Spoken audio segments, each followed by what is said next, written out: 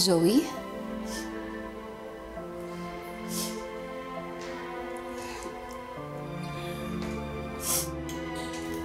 Anong ginagawa mo dito? Bakit mag-isa ka?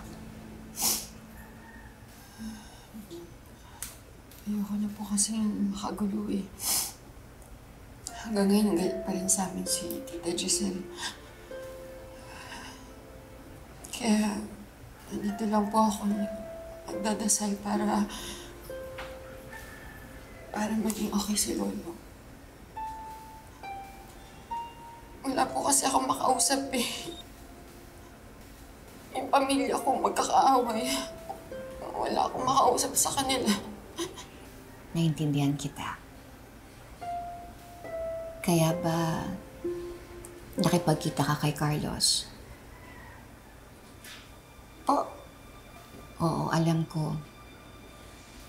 Nag-uusap kayong dalawa ni Carlos. Opo, nag-uusap po kami. Pero kasi nasasabihan ko po siya ng sama ng loob ko. Kasi po, feeling ko mag-isa na lang ako eh. Wala akong kakampi. Ang gulo-gulo ng pamilya ko. Kaya nung nagkita kami, out of desperation, nasabi ko sa kanya yung mga problema ko. Tsaka naisip ko rin naman na magkaibigan sila ni Daddy. Sorry po.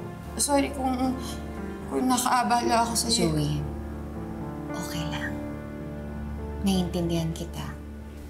Kung kailangan mo na makakausap, masaya ako. Dahil si Carlos ang nahihingan mo ng sama ng loob. At kung kailangan pa ng iba pang makakausap, nandito lang ako.